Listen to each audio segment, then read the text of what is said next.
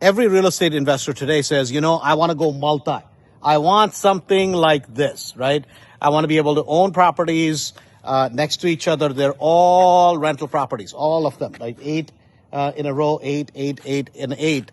And there's a whole community of them. Yet I always believe, right, before you can earn, you must learn. So what do I mean by that, right? A lot of times if you've never done this before, you've never done any sort of building before, and you want to suddenly build single family rentals or long-term rentals or duplex rentals like this one, guess what? You have to learn in order to earn. So when we started building these, we started with single families, then we're doing duplexes, triplexes as we speak, and the next comes a community like this one, right? And a lot of times, rather than just going big, go big, guess what's going to happen? You're not only going to go big, you're going to go home, meaning it's going to be difficult. The learning curve is going to be a lot steeper rather than kind of building up to that. First, build boring, smaller properties, single families, duplexes being the ideal one,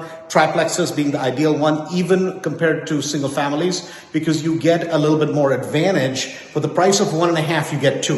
For the price of 2.5, you get 3.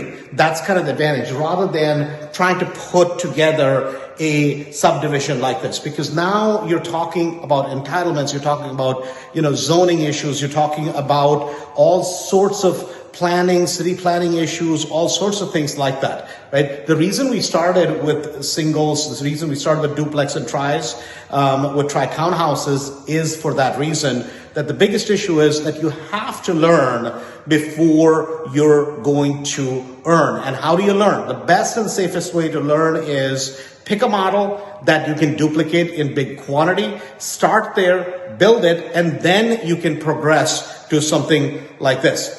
Talk to you guys soon. So the porta potties have to be secured.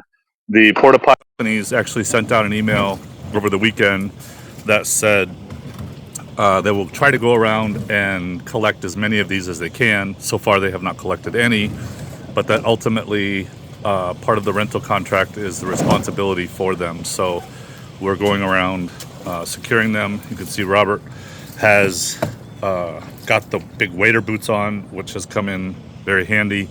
So essentially we'll just take ratchet straps, go around the dumpster, or I'm sorry, the porta potty, and then attach it to the trusses that are here that are bound together. Nothing needs to be done with the trusses because they're bound together, banded still, so they're pretty immobile and insecure. So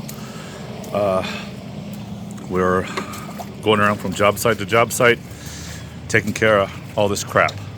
And yes, the pun is intended. So catch up with you guys